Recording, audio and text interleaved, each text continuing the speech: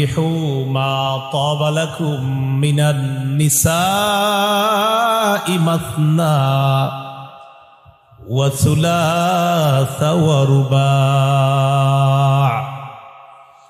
নারীদের মধ্যে তোমাদের বিয়ে করার জন্য যাদেরকে পছন্দ হবে 2 জন 3 জন 4 জনকে তোমরা বিয়ে করতে পারো। সাথে সাথে আল্লাহ বলে দিয়েছেন ফাইন খিফতুম আল্লা তাদিলু ফাওয়াহিদাতান, যদি তোমরা একাধিক স্ত্রীর মাঝে সমতা বিধান করতে সক্ষম না হও, যদি তোমাদের আশঙ্কা হয় যে একাধিক স্ত্রীর মাঝে তোমরা সমতা বিধান করতে পারবা না, ফাওয়াহিদাতান, তাহলে একজন বিবি ঠিক আছে। তাহলে দেখেন পুরা অংশটা না বইরা এতটুকু অংশ বইরেই মানুষে বুঝাইতেছে। আর বিশেষ করে ঘরের মহিলাদেরকে এটি সহজে বোঝানো যাবে, কিন্তু আল্লাহ তাআলার বিধান যে কোন পুরুষ যদি সমতা বিধান করতে সক্ষম হয়, তিনি যদি সব অধিকারগুলা বিধান করতে পরিপূর্ণভাবে সক্ষম, একটু এদিক সেদিক করবে না, তার জন্য একাধিক বিয়ে করার বৈধতা ইসলাম দিয়েছে। কিন্তু যদি সমতা বিধান করতে সক্ষম না হয় তাহলে একজন, এটাও আল্লাহ বলে দিয়েছেন। তাহলে নারী বিষয়ক সংস্কার কমিশনের যে একটা অধ্যায়, সেখানে আছে বহু বিবাহ রোধ বা বহু বিবাহ বিলুপ্ত। এটার দ্বারা উদ্দেশ্য সূরা নিসার 3 নম্বর আয়াতকে অস্বীকার করা। পৃথিবীতে জরিপ চালাইলে দেখা যাবে পুরুষের চেয়ে নারীর সংখ্যা বেশি। এই জন্য বহু বিবাহের এটা একটা ফায়দা, উপকারিতা, যেন নারীরা বৈধ জীবন যাপন করতে পারে। বহু বিবাহের উদ্দেশ্য এই না যে আপনার মনের মধ্যে কোনো খারাপই উদ্দেশ্য, কোনো খারাপ মতলব থাকবে, বিষয়টা এমন না। আপনার প্রথম স্ত্রীর যে মর্যাদা, যদি ওই যে আপনি সক্ষম হন যে তাদের মাঝে সমতা বিধান করতে পারবেন, তাহলে ঠিক সমপরিমাণ মর্যাদা অন্য বিবিকেও যদি দিতে পারেন, সেক্ষেত্রে অনুমোদন, না পারলে একজনই। কিন্তু নারী বিষয়ক সংস্কার কমিশন তাদের এই আইন চাওয়ার উদ্দেশ্য হলো যে আল্লাহর কোরআনকে কিভাবে অস্বীকার করা, এটা হলো ওদের উদ্দেশ্য। তাহলে বলেন তো, একজন পুরুষ বিয়ে করতে পারবে এই বৈধতা দিয়ে যে কে? এই হালালকে হারাম করার অধিকার কারো আছে? আচ্ছা, একজন পুরুষ, একজন মহিলা, একজন পুরুষ আর 2 জন মহিলা, মানে আপন ভাই আর 2 জন বোন, বলেন তো 2 বোন যা পাবে 1 ভাই তা পাবে, এই অনুমোদন কার? তাহলে এটার বিরোধিতা করা মানে আল্লাহর হালালকে হারাম। আল্লাহ আমাদেরকে হেফাজত করে। নারী বিষয়ক সংস্কার কমিশনের আরেকটা অধ্যায়ের মধ্যে আছে, 10ম অধ্যায়টা শুরু হয়েছে যে বাংলাটা দিয়ে, শুনলে আপনাদের মাথা ঠিক থাকবে না। 10ম অধ্যায় শুরু হয়েছে যে বাংলাটা দিয়ে, সেটা হলো শরীর আমার সিদ্ধান্ত আমার। কি আমার? শরীর আমার সিদ্ধান্ত আমার। এটার দ্বারা উদ্দেশ্য হলো সূরা আরাফের 54 নম্বর আয়াতকে অস্বীকার করা। সূরা আরাফের 54 নম্বর আয়াতে আল্লাহ বলেন, আলা লাহুল খালকু ওয়াল আমর, শোনো সাবধান, সৃষ্টি যার, হুকুম তার। বলেন আমার শরীর, এই শরীরটা এটা সৃষ্টিকার, তাহলে এই শরীর চলবে কিভাবে? হুকুম কার? তাহলে আমার সাথে সবাই বলেন, বলেন শরীর আল্লাহর, সিদ্ধান্ত আল্লাহর। নাকি শরীর আমার, সিদ্ধান্ত আমার?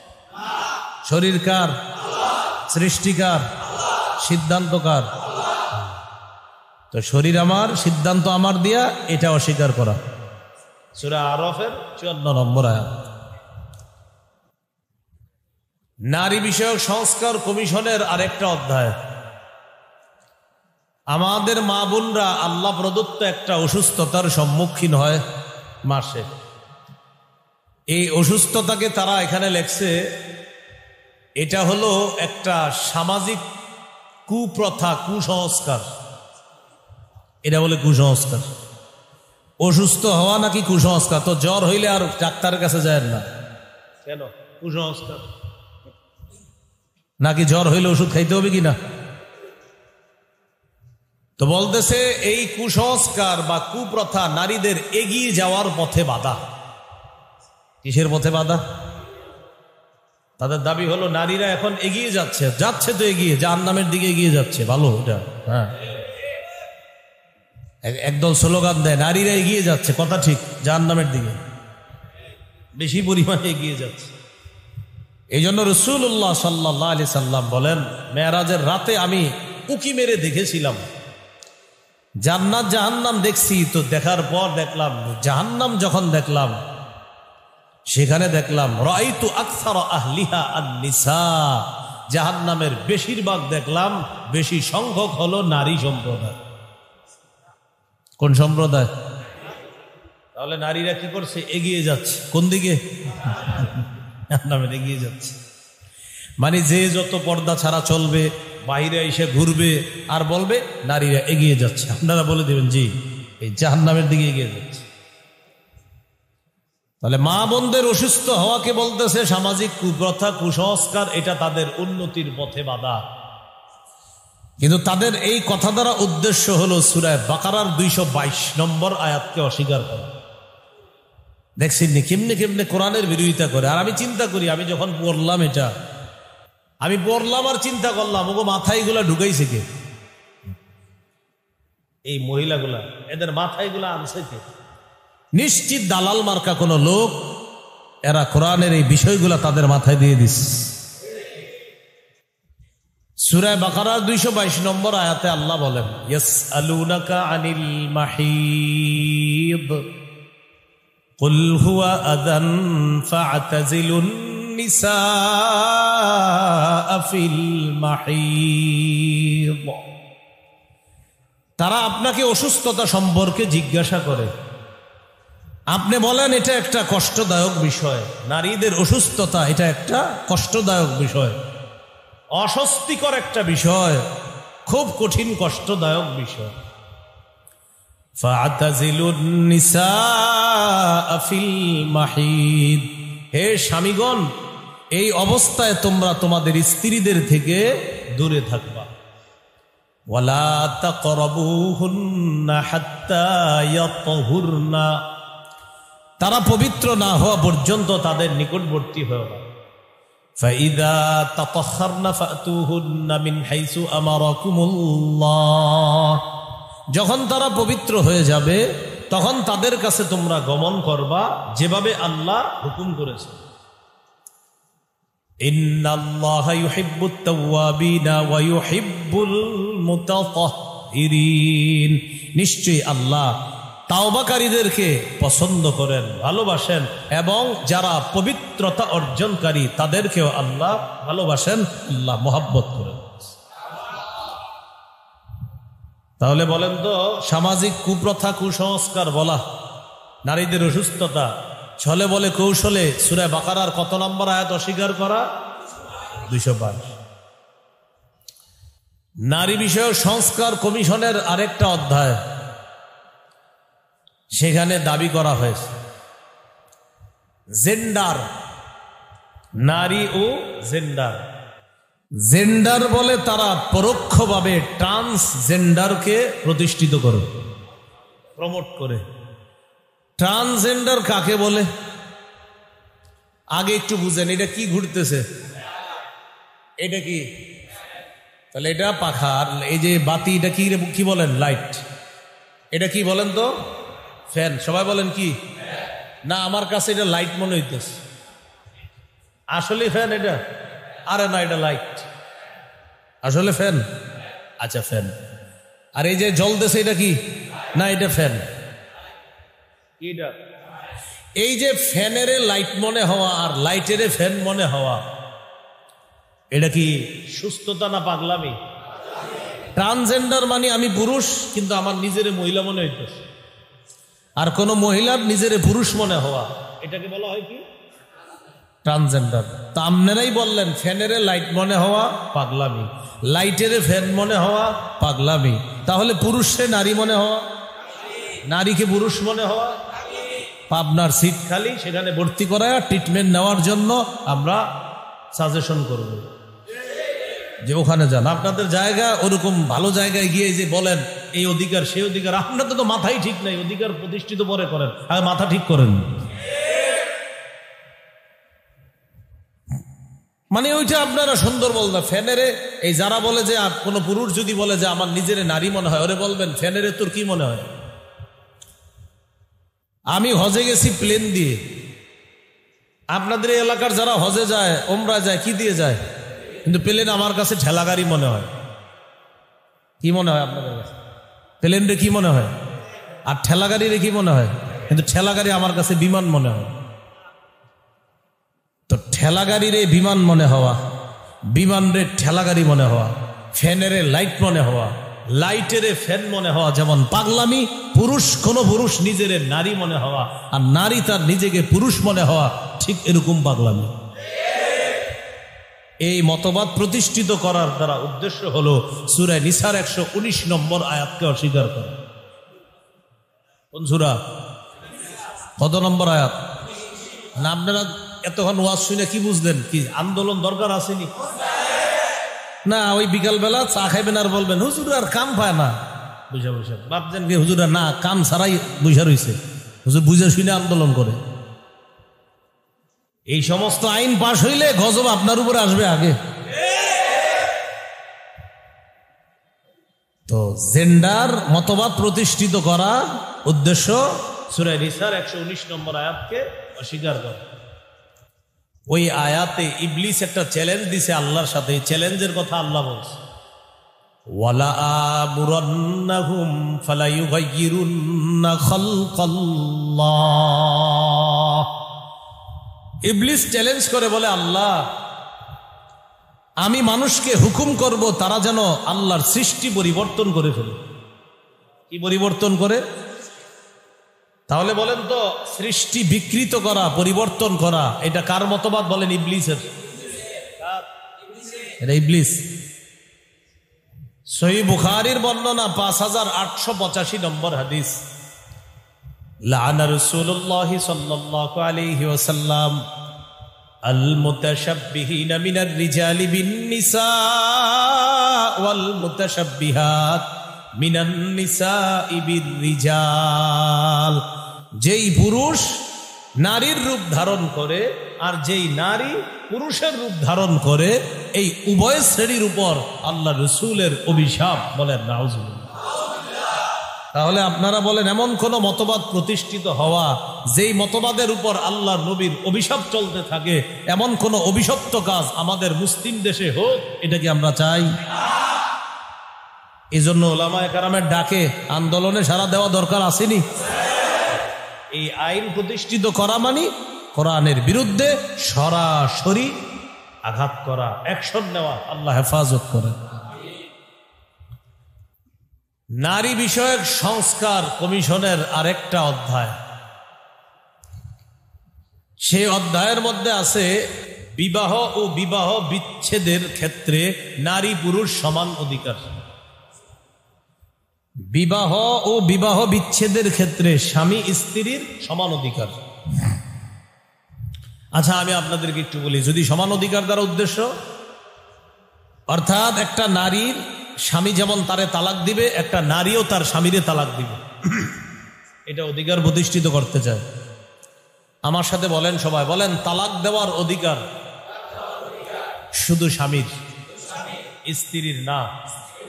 হ্যাঁ, কখনো যদি বলেন কোন স্বামী তার স্ত্রীকে তালাক গ্রহণ করার অনুমতি দেয়, সেক্ষেত্রে তার স্ত্রী তালাক গ্রহণ করতে পারে।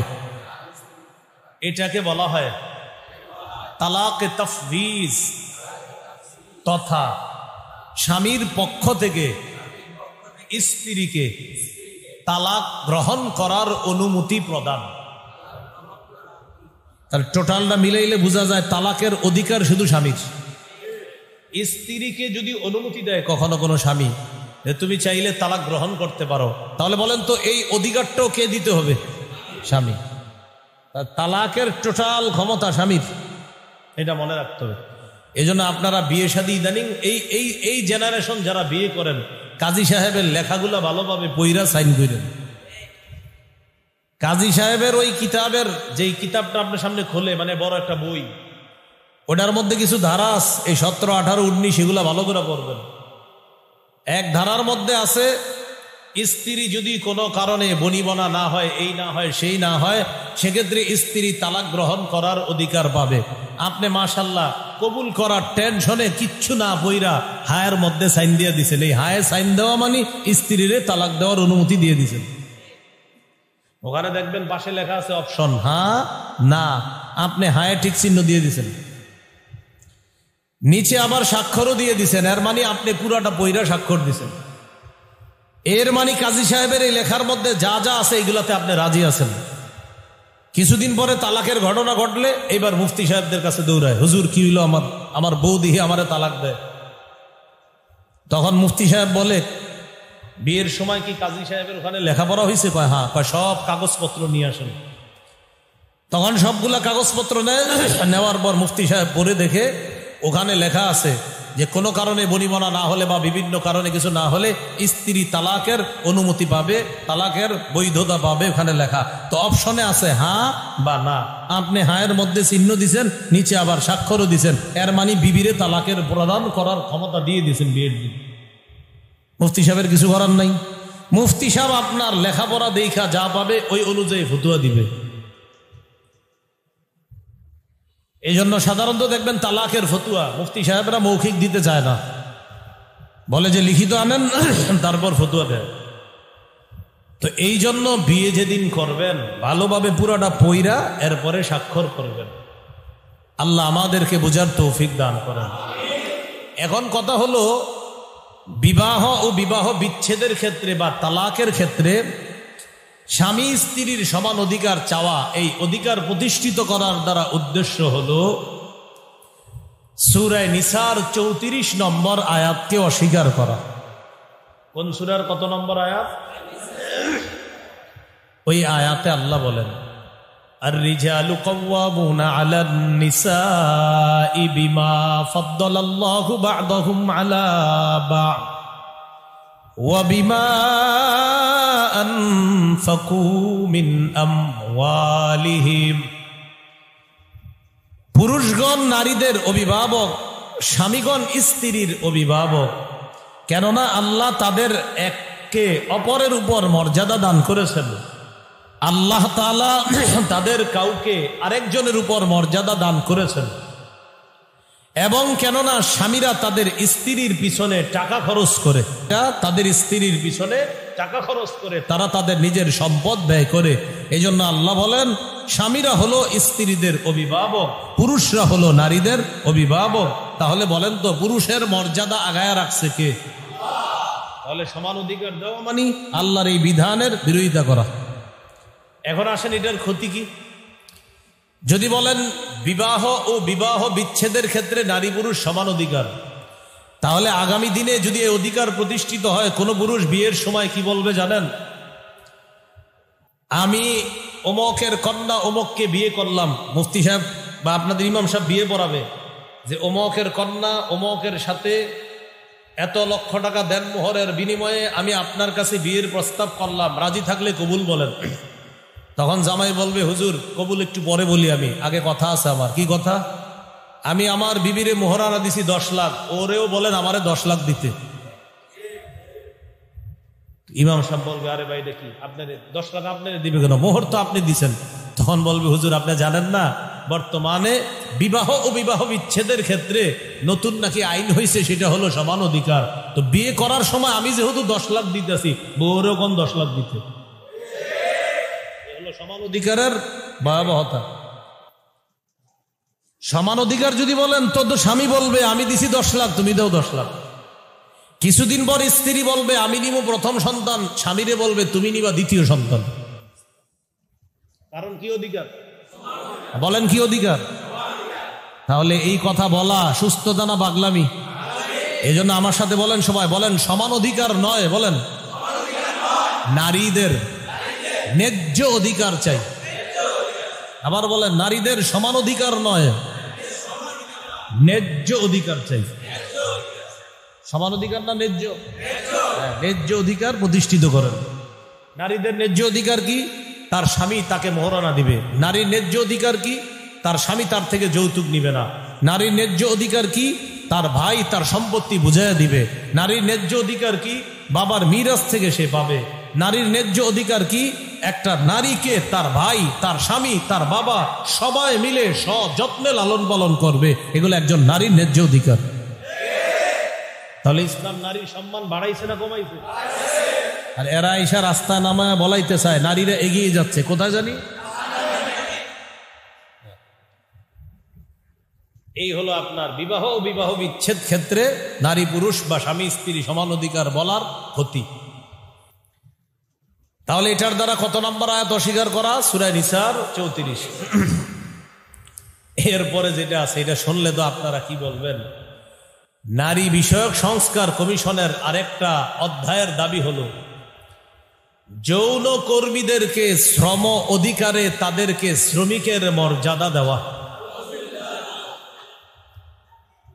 যৌন কর্মী এই কথাটাই তো সঠিক না। যৌন কর্মী আবার কি? এটা কি কোনো কর্ম? আরে একটা মানুষ দেহ ব্যবসা করা এটা কি কোনো কর্ম নাকি আকাম?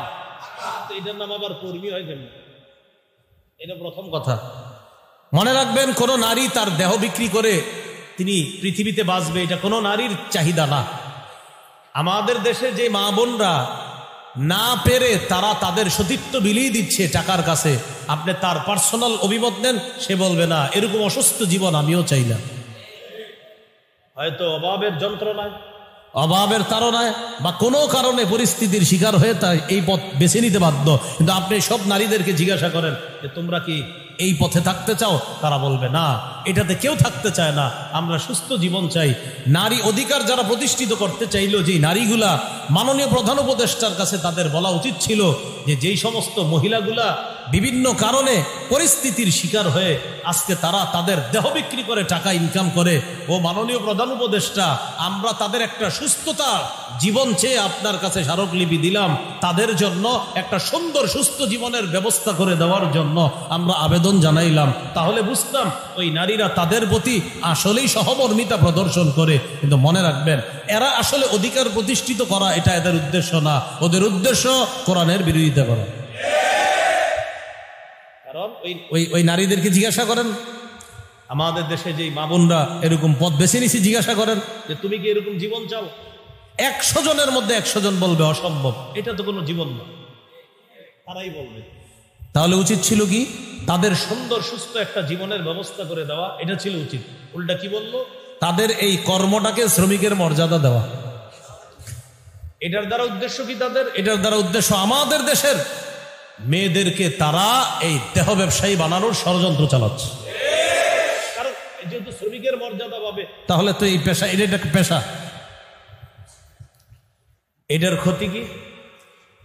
এই জাতীয় ফালতু অধিকার যদি প্রতিষ্ঠিত হয় আমাদের দেশে, যারা ধর্ষণ করে ওরা বলবে আমাদেরকেও শ্রমিকের মর্যাদা দেওয়া। কেন? ধর্ষণ এটা করতে অনেক কষ্ট, দস্তাদস্তি করতে হয়, বিভিন্ন বাড়িতে যাইতে হয়, অনেক কষ্ট, ছুরি ধরতে হয়, অস্ত্র ধরতে হয়। মাননীয় প্রধান উপদেষ্টা আমাদের কি কষ্ট হয় না? অথবা আমাদেরকেও শ্রমিকের মর্যাদা দেন। যদি এই জাতীয় ফালতু অপকর্মকে শ্রমিকের মর্যাদা দেওয়া হয়, ধর্ষক চাইবে শ্রমিকের মর্যাদা। চোর শ্রমিকের মর্যাদা চাইবে। চোর বলবে আমার চুরি করতে অনেক কষ্ট হয়। কে চোর কি বলবে? না, চুরি করতে আমার অনেক কষ্ট হয়। আর চুরি করতে তো কষ্টই হয় বেটা। প্রথমে দেখবে অন্ধকার আছে কিনা, এরপরে দেখবে এখানে গেলে ধরা খাওয়ার আশঙ্কা আছে কিনা, কতগুলো টেনশনের পরে বেটায় চুরি করা লাগে। তখন বেটায় বলবে কি, আমিও শ্রমিকের অধিকার চাই। কেন? চুরি করতে অনেক কষ্ট হয়। তাহলে এই জাতীয় অধিকার প্রতিষ্ঠিত করার দ্বারা উদ্দেশ্য সূরা নূরের 2 নম্বর আয়াতকে অস্বীকার করা। 18 পারা 9 নম্বর পৃষ্ঠা সূরা নূর 2 নম্বর আয়াতকে অস্বীকার করা। এই আয়াতে আল্লাহ তাআলা বলেন, আয-যানিয়াতু ওয়াজ-যানি ফাজলিদু কুল্লা ওয়াহিদিম মিনহুমা মিআতা জালদা। ব্যভিচারিণী নারী পুরুষ তাদেরকে 100 বেত্রাঘাত করো। যদি তারা অবিবাহিত হয়। যদি বিবাহিত হয় তাহলে পাথর মেরে হত্যা করো। ওয়ালা তা'খুযকুম বিহিমা রাফাতুন ফি দীনিল্লাহি ইন কুনতুম তু'মিনুনা বিল্লাহি ওয়াল ইয়াউমিল আখির। তাদেরকে শাস্তি দেওয়ার সময় তোমাদের অন্তরে যেন কোনো দয়ার উদ্রেক না হয়, তোমাদের অন্তরে যেন মায়া কাজ না করে তাদেরকে শাস্তি প্রদান করার সময়, যদি আল্লাহকে আর আখিরাতকে বিশ্বাস করে। ওয়ালিয়াশহাদ আযাবাহুমা তাইফাতুম মিনাল মুমিনিন। তাদেরকে শাস্তি দেওয়ার সময় একদল মুমিন যেন উপস্থিত থাকে। কেন? এটার দ্বারা উদ্দেশ্য হলো ব্যভিচারিণী নারী পুরুষদেরকে শাস্তি দেওয়ার সময় যদি অন্যরা উপস্থিত থাকে তাদের ভিতরে ভয় সৃষ্টি হবে যে ভবিষ্যতে এই অপরাধ করলে আমাকেও এই জাতীয় শাস্তি দেওয়া হবে, তাহলে একটা শাস্তিতে হাজারো অপরাধী ভালো হয়ে যাবে। এটা ইসলামী আইনের একটা উপকারিতা। ইসলামী আইনের উপকারিতার শেষ নাই। চোর চুরি করার পর যদি হাত কাটা হয় আর মানুষ যদি দেখে যে চুরির পরে হাত কাটা হয়েছে, 1000 চোর একদিনে ভালো হয়ে যাবে। কারণ চিন্তা করবে বাবা এখন থেকে চুরি করে ধরা খালেই হাত কাটা হবে। তাহলে ইসলামী আইনে হাত কাটা হয় একজনের, চোর ভালো হয় 1000। এটা ইসলামী আইনের উপকারিতা। কিন্তু আপনি ইসলামী আইনের চিন্তা কিভাবে বুঝায়? বাবা হাত কাটা এটা কি কোনো মানবিকতা?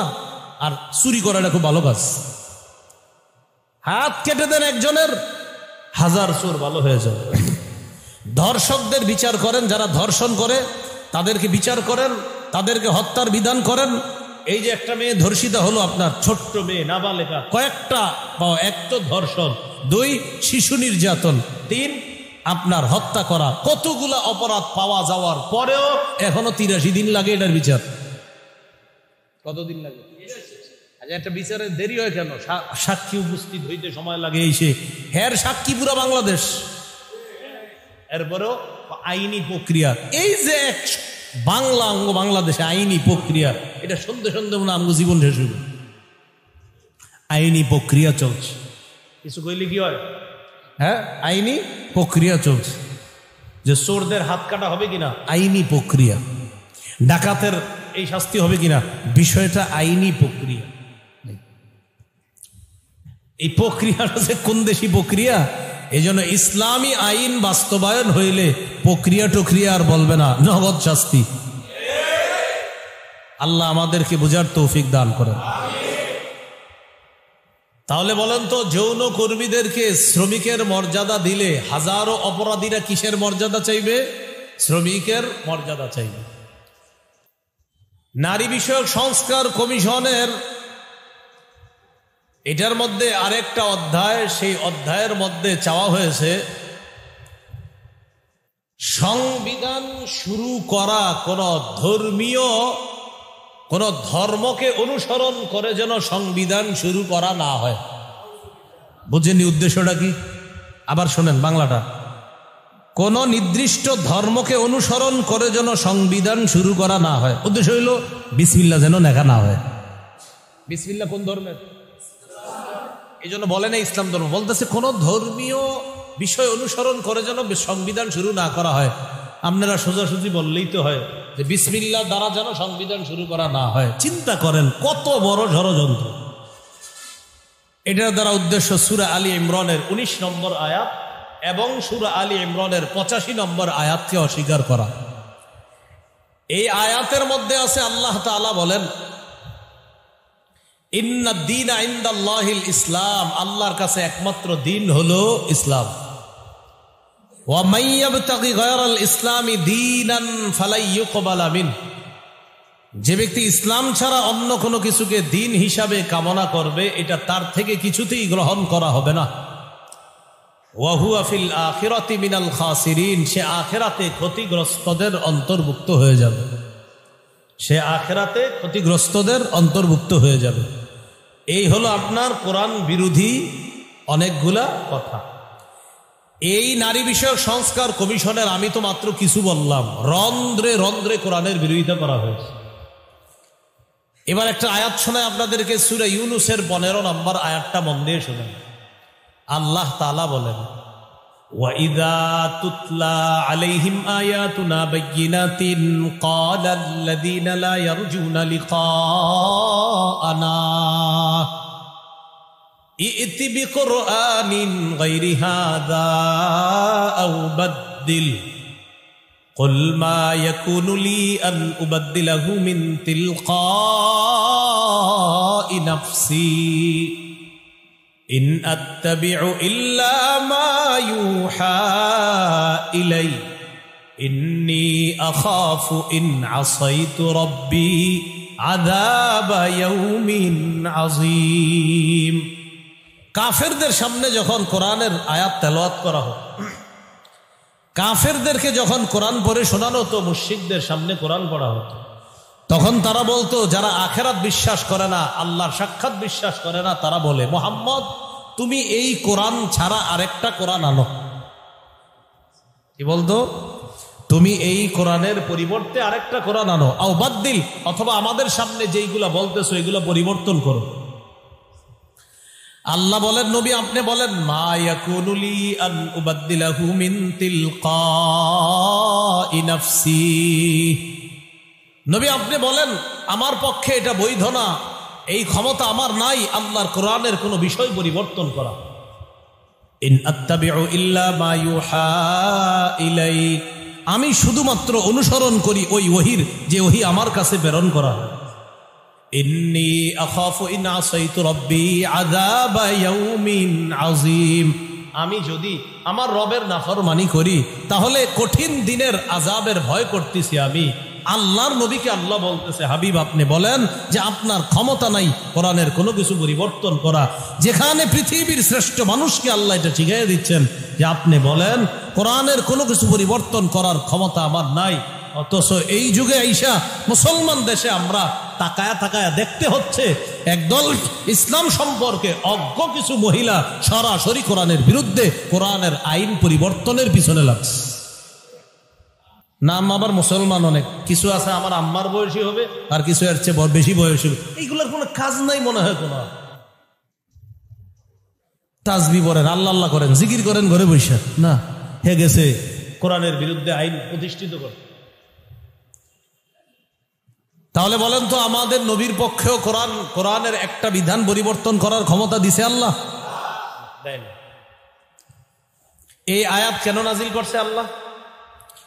কাফেররা কি করত, কিছু পশু, হালাল পশু সব হালাল, এই হালাল পশুগুলা দুই ভাগ করত।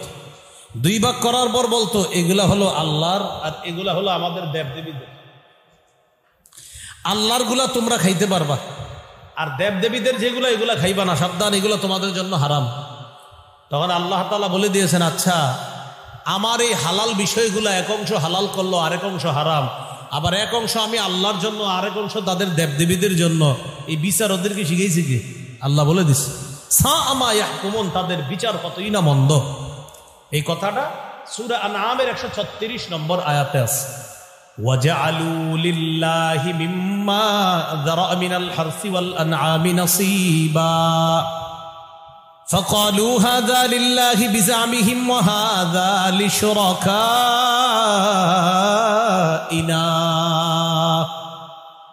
আল্লাহ যেই সমস্ত ফসল এবং গবাদি পশু সৃষ্টি করেছেন, এইগুলার মধ্য থেকে কাফেররা অংশ নির্ধারণ করে সাব্যস্ত করে, তারা নিজেদের ধারণা অনুযায়ী বলে এগুলা হলো আল্লাহর জন্য আর এগুলা হলো লিশুরাকাইনা, আমাদের দেব দেবীদের জন্য। নাউজুবিল্লাহ। তাহলে বলেন তো, হালাল জিনিসের অংশকে হারাম করা এই স্বভাবটা কাদের? বলেন সবাই, কাদের? হালালকে হারাম করতে চাওয়া বা হারাম করা এটা কাদের স্বভাব? কাফেরদের স্বভাব। এখন আপনারা বলেন, কাফেরদের কোন স্বভাব প্রতিষ্ঠিত হোক কোরআনের বিরুদ্ধে, মুসলিম হিসাবে কি চান সবাই? প্রতিবাদ দরকার আসেনি? এই জন্যই ওলামায়ে কেরাম ডাকছে আমাদের 3 তারিখ। তাহলে এটা এই প্রতিবাদে অংশ নেওয়ার দরকার আছে কিনা? নরসিংদীর উলামায়ে কেরামের নেতৃত্বে, তাদের দায়িত্বে, তাদের নেতৃত্বে আপনারাও যে কোনো ইসলাম বিরোধী কর্মকাণ্ডের বিরুদ্ধে কঠোর থেকে কঠোর যদি হওয়া দরকার লাগে, সেটা হওয়ার জন্য প্রস্তুত থাকতে হবে। কেন? যে ইসলাম বিরোধী কোনো কাজ হবে না। ইসলাম বিরোধী কিছু হওয়া মানে এদেশের সংখ্যাগরিষ্ঠ মানুষকে কষ্ট দেওয়া। এদেশের সংখ্যাগরিষ্ঠ কারা? মুসলমান। আল্লাহ আমাদেরকে বুঝার তৌফিক দান করেন। মনে আসেনি কোন আলোচনা করতেছিলাম? মূলনীতি নাম্বার 1, আল্লাহ যা হালাল করেছেন তা হালাল, আল্লাহ যা হারাম করেছেন তা হারাম। মূলনীতি নাম্বার 2, আল্লাহর হালালকে হারাম করা বা আল্লাহর হারামকে হালাল করার ক্ষমতা কারো নাই। 3 নাম্বার মূলনীতি, আমাদের রাসূলুল্লাহ সাল্লাল্লাহু আলাইহি সাল্লাম, আমাদের নবীজি সাল্লাল্লাহু আলাইহি সাল্লাম কোন বিষয়কে হালাল হারাম সাব্যস্ত করাটা এটা আল্লাহর হালাল হারাম করার মতোই বিধান হিসাবে সাব্যস্ত হয়ে যায়। সুবহানাল্লাহ। এটা একটু মন দিয়ে শোনেন। এই ফিতনা আপনাদের এলাকায় আসছে কিনা জানি না। হাদিস অস্বীকার করার ফিতনা হুজুর এদিকে আসেনি? হ্যাঁ, হাদিস অস্বীকার করার ফিতনা। আচ্ছা, কিসের ফিতনা বলেন তো? এটা হাদিস অস্বীকার। ইবনে মাজার 12 নম্বর হাদিস, রাসূলুল্লাহ সাল্লাল্লাহু আলাইহি সাল্লাম বলেন, ইউশিকুর রাজুলু মুত্তাকিআন আলা আরিকাতিহি ইউহাদ্দাসু বিহাদিসিম মিন্নি। এমন একটা জামানা আসবে যেই জামানায় আমার উম্মতের কিছু মানুষ এইভাবে সিংহাসনে হেলান দিয়ে বসা থাকবে, ভাব সাব আলাদা। ইউহাদ্দাসু বিহাদিসিম মিন্নি, আমার হাদিস তার সামনে পেশ করা হবে। ফায়াকুলু বাইনানা ওয়া বাইনাকুম কিতাবুল্লাহ। ওই ব্যক্তি বলবে, আমাদের মাঝে আর তোমাদের মাঝে আল্লাহর কিতাব থাকতে হাদিসের কি প্রয়োজন? নাউজুবিল্লাহ বলেন। এক ব্যক্তি সিংহাসনে হেলান দেওয়া বসা, তার সামনে হাদিস পেশ করা হলে সে বলবে, আরে মিয়া, কোরআন থাকতে হাদিসের কি দরকার? তখন ওই ব্যক্তি যুক্তি দিয়ে বলবে, ফামা ওয়াজাদনা ফীহি মিন হারামিন হাররামনা। কোরআনে যেটা হালাল এটা হালাল মানলেই তো হয়। ওয়ামা ওয়াজাদনা ফীহি মিন হালালিন ইস্তাহলালনা। কয় কোরআনে যেটা হারাম এটা হারাম মানলেই হয়, কোরআনে যেটা হালাল এটা হালাল মানলে হয়। যুক্তি তো সুন্দর। কোরআনের হালালকে আমরাও কি মানি? হালাল। কোরআনের হারামকে আমরাও কি মানি? হারাম। ওই ব্যক্তিও বলতেছে কোরআনের হালাল হারাম মানলেই তো হয়। কিন্তু আমাদের নবী বলেন, আলা ওয়া ইন্নামা হাররামা রাসূলুল্লাহি মিসলু মা হাররামাল্লাহ। শোনো, রাসূলুল্লাহ সাল্লাল্লাহু আলাইহি সাল্লাম যা হারাম করেছেন, নবীর হারাম করাটা আল্লাহর হারাম করার মতোই হারাম হয়ে যায়। সুবহানাল্লাহ। তাহলে বলেন তো, শুধু কোরআন না শুধু হাদিস না কোরআন হাদিস? যেমন কোরআনে আছে, ওয়া আকিমুস সালাহ, তোমরা নামাজ পড়ো। সূরা হুদের 114 নম্বর আয়াতে আছে, ওয়া আকিমিস সালাতা তারাফাইন নাহারি ওয়া যুলাফাম মিনাল লাইল। দিনের 2 প্রান্তে রাতের কিছু অংশে তোমরা নামাজ পড়ো, মানে 5 ওয়াক্ত নামাজ পড়ো। 5 ওয়াক্ত নামাজ পড়া ফরজ, এই কথা কোরআনে আছে। কোরআনে আছে নামাজ পড়া ফরজ, কিন্তু ফজরের নামাজ 2 রাকাত ফরজ, এটা কোরআনে নেই। কোরআনে আছে নামাজ পড়ো তাই নামাজ পড়া ফরজ, কিন্তু ফজরের নামাজ 2 রাকাত পড়া ফরজ, এটা হাদিসে আছে। কোরআনে আছে নামাজ পড়ো তাই নামাজ পড়া ফরজ, জোহর আসর এশার নামাজ 4 রাকাত, এটা আছে হাদিসে। কোরআনে আছে নামাজ পড়ো তাই নামাজ পড়া ফরজ, মাগরিবের নামাজ 3 রাকাত পড়া ফরজ, এটা আছে হাদিসে। তাহলে বলেন তো, ফজর 2 রাকাত পড়বো শুধু কোরআন মেনে পড়া সম্ভব না কোরআন হাদিস মেনে? জোহর আসর এশা 4 রাকাত পড়বো শুধু কোরআন মেনে না কোরআন হাদিস মেনে?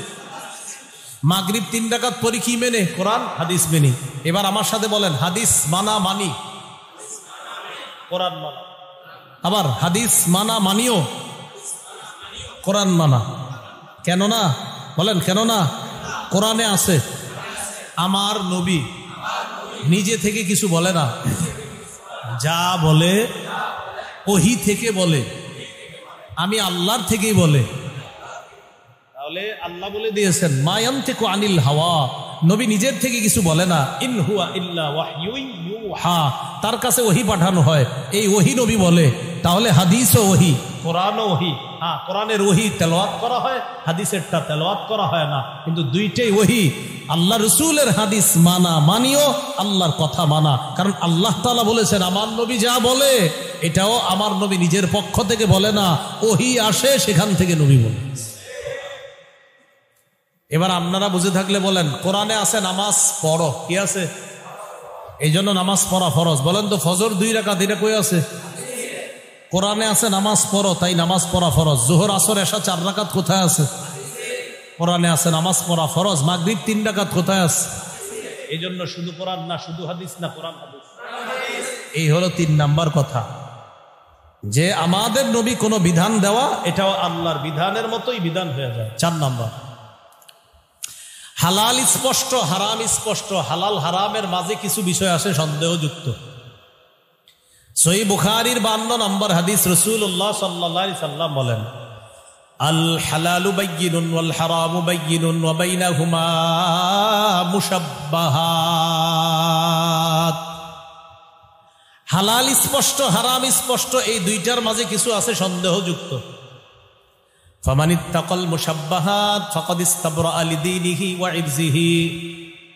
যেই ব্যক্তি সন্দেহযুক্ত জিনিস থেকে বাঁচলো, সে তার দিন এবং তার মর্যাদা রক্ষা করলো।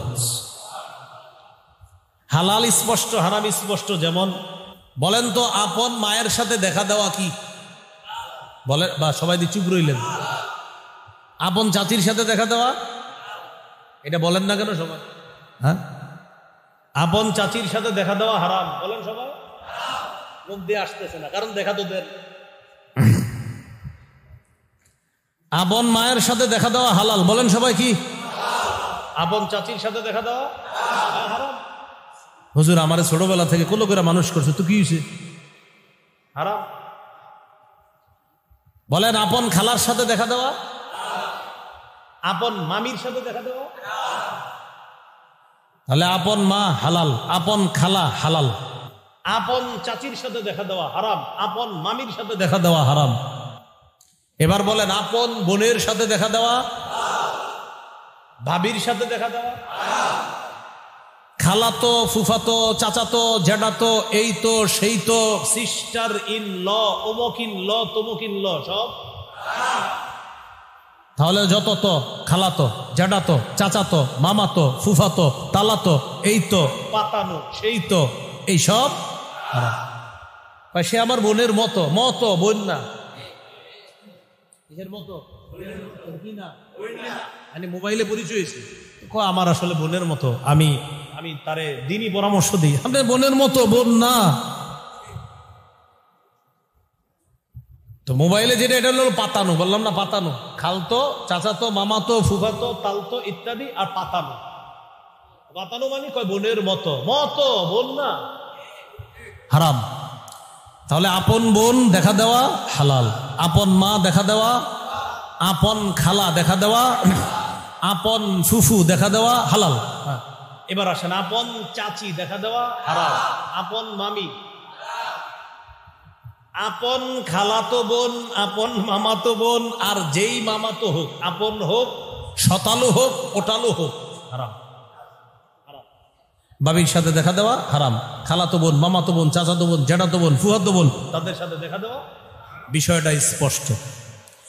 এর মাঝে কিছু আছে সন্দেহযুক্ত। সন্দেহযুক্ত জিনিস কি, এটা থেকে বাঁচবেন। এই এলাকা থেকে কিছু যুবক ঘুরতে যাবে চট্টগ্রাম। ইমাম সাহেব ওনার কাছে এসে এক যুবক বলতেছে, হুজুর বন্ধুরা চট্টগ্রাম যাবে, আমার একটু মন চাইতেছে।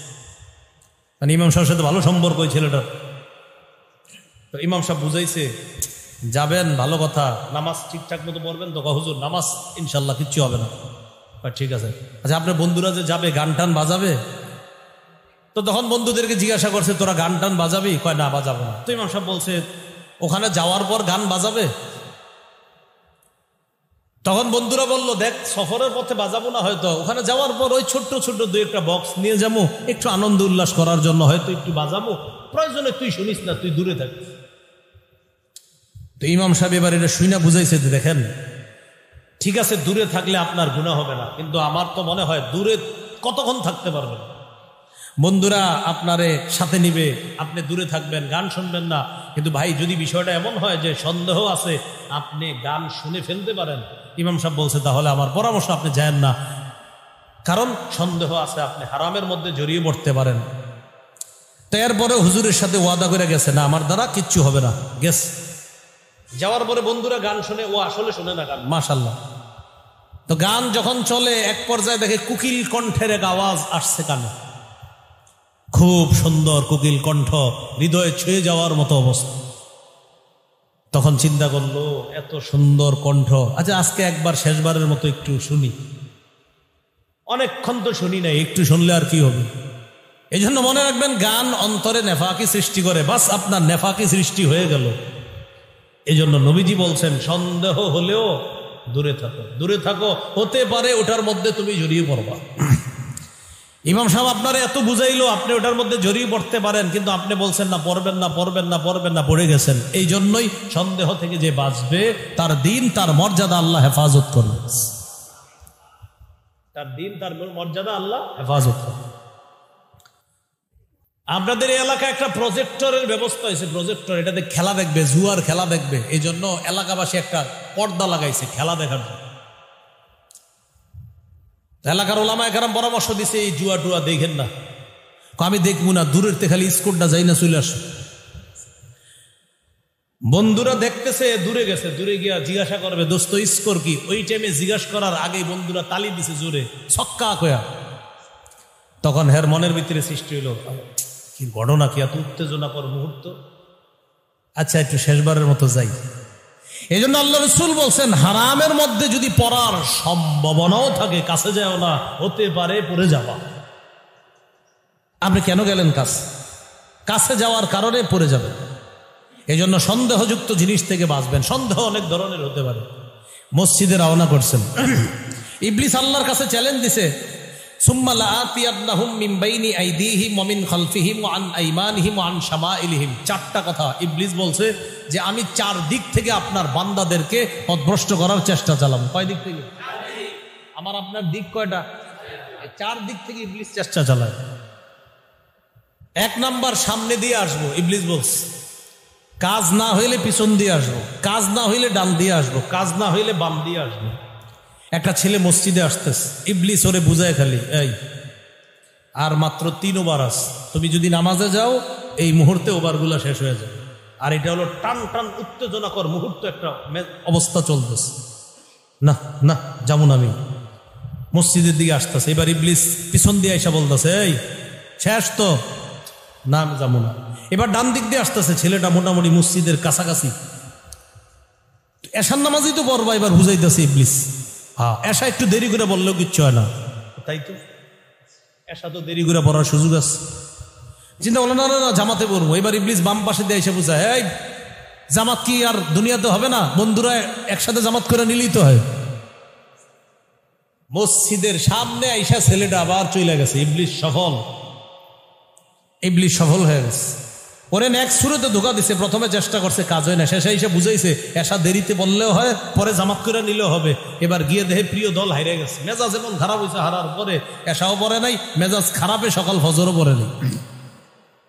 এই জন্য রাসূলুল্লাহ সাল্লাল্লাহু আলাইহি ওয়াসাল্লাম বলছে, সন্দেহ হয় কোনো বিষয়ে, এটা থেকে দূরে থাকো। ইবলিসও তোমারে সন্দেহ দিয়ে বিভিন্ন ভাবে তোমারে গায়েল করার চেষ্টা করবে। কথাগুলো কি বুঝে আসছে সবার? তাহলে সন্দেহযুক্ত জিনিস থেকেও দূরে থাকতে হবে। 4টা জিনিস আবার বলি। 1 নাম্বার, আল্লাহ যা হালাল করেছেন তা হালাল, আল্লাহ যা হারাম করেছেন তা হারাম। 2 নাম্বার, আল্লাহর হালালকে হারাম করার সাধ্য কারো নাই। 3 নাম্বার, আমাদের নবীর কোনো বিষয়কে বিধান হিসাবে বলা আর এটাতে আল্লাহর সমর্থন থাকা, এটাও আল্লাহর বিধানের মতোই কার্যকর হয়ে যায়। 4 নাম্বার, হালাল স্পষ্ট, হারাম স্পষ্ট, মাঝে আছে কিছু সন্দেহযুক্ত বিষয়, এগুলা থেকে বেঁচে থাকা। এর মধ্যে সবচেয়ে গুরুত্বপূর্ণ যে অংশটা আমি আলোচনা করেছি, হালালকে হারাম করা, হারামকে হালাল করার সাধ্য কারো নাই। যেমন নারী বিষয়ক সংস্কার কমিশনের, সেখানে কয়েকটা বিষয় বলেছিলাম। 1 নাম্বার, যে তারা নারীদের জন্য একটা অধিকার চেয়েছিল, সেটা হলো সমান অধিকার। এই সমান অধিকার প্রতিষ্ঠিত করা, সূরা নিসার 11 নম্বর আয়াতকে অস্বীকার করা। এর মধ্যে আরেকটা হলো, সেটা হলো এই যে বিবাহ বিচ্ছেদ ইত্যাদি ক্ষেত্রে নারী পুরুষ বা স্বামী স্ত্রী তারা সমান। এটার দ্বারা সূরা নিসার 34 নম্বর আয়াতকে অস্বীকার করা। এরপরে আরেকটা আছে, শরীর আমার সিদ্ধান্ত আমার। এটার দ্বারা সূরা আরাফের 54 নম্বর আয়াতকে অস্বীকার করা। এরপরে এটার মধ্যে আরেকটা আছে, যৌন কর্মীদেরকে শ্রমিকের মর্যাদা দেওয়া। এটার দ্বারা সূরা নূরের 2 নম্বর আয়াতকে অস্বীকার করা। তো এই বিষয়গুলো আপনারা মোটামুটি আশা করি ভালো করে শুনছেন। যতটুকু শুনছেন পুরো আলোচনাটা আমি আবার সংক্ষেপে বলি, শোনেন, যেহেতু একটু পরে আপনাদেরকে পরীক্ষা করবে, করার পরে ওই পুরস্কার দিবে। এখন হলো পুরস্কার পাবেন, এই জন্য মন দিয়ে শোনেন, পুরাটা সংক্ষেপে বলতেছে। হালাল হারাম বিধানটা আল্লাহ দিয়েছে। একটা হাদিসের কিতাব আছে সিলসিলাতুস সহিহা 2256 নম্বর হাদিস এই কথাটা আছে। 2 নাম্বার, আল্লাহর হালালকে হারাম করার সাধ্য কারো নাই, ক্ষমতা কারো নাই, এই ব্যাপারে সহিহ বুখারীর 5267 নম্বর হাদিস। 3 নাম্বার, রাসূলুল্লাহ সাল্লাল্লাহু আলাইহি সাল্লাম যা বিধান হিসাবে দেন এটাও আল্লাহর বিধানের মতো কার্যকর হয়ে যায়। ইবনে মাজার 12 নম্বর হাদিস। 4 নাম্বার, হালাল স্পষ্ট হারাম স্পষ্ট, মাঝে কিছু সন্দেহযুক্ত, সহিহ বুখারীর 52 নম্বর হাদিস। এই হলো শিরোনামের 4টা কথা। মাঝে কিছু কথা বলা হয়েছে, কাফেররা নবীর জামানায় নবীর কাছে কোরআন বিরোধী আইন চাইত। এই বিষয়ে সূরা ইউনূসের 15 নম্বর আয়াত আপনাদের সামনে পেশ করেছিলাম। কাফেররা নবীরে বলতো, মুহাম্মদ কোরআনের পরিবর্তে আরেকটা আনো। এই বিষয়টা আছে সূরা ইউনূসের 15 নম্বর আয়াতে। কাফেররা হালালকে 2 ভাগ কইরা এক অংশ হারাম আরেক অংশ হালাল সাব্যস্ত করত। এই বিষয়টা সূরা আনআমের 136 নম্বর আয়াতে আছে। এটা আমি বলেছিলাম, এক অংশ আল্লাহর, এক অংশ দেবদেবীদের। এই হলো মৌলিক কিছু কথা। মাঝের যেই কথাগুলা সেটাও ছিল গুরুত্বপূর্ণ। নারী পুরুষ সম্পত্তিতে সমান অধিকার, এই বিষয়টা প্রতিষ্ঠিত করা, মানে সূরা নিসার 11 নম্বর আয়াতকে অস্বীকার করা। এবার সিরিয়াল ভাই বলতেছে। আরেকটা বিষয় ছিল বহু বিবাহ আইন, এটা বিলুপ্ত করা। এর মানে সূরা নিসার 3 নম্বর আয়াত অস্বীকার করা। শরীর আমার সিদ্ধান্ত আমার, এটার দ্বারা সূরা আরাফের 54 নম্বর আয়াতকে অস্বীকার করা। এর পরের বিষয়টা ছিল নারীদের অসুস্থ হওয়াটাকে বলা হয়েছে সামাজিক কুপ্রথা। এটার দ্বারা সূরা বাকারার 222 নম্বর আয়াতকে অস্বীকার করা। এরপরে ট্রান্সজেন্ডার মতবাদ প্রতিষ্ঠিত করা। এটার দ্বারা সূরা নিসার 119 নম্বর আয়াতকে অস্বীকার করা। কোন সূরা? সূরা নিসার 119। এরপরে বিবাহ ও বিবাহ বিচ্ছেদ তথা তালাকের ক্ষেত্রে স্বামী স্ত্রী সমান অধিকার, এটার দ্বারা সূরা নিসার 34 নম্বর আয়াতকে অস্বীকার করা। কোন সূরা?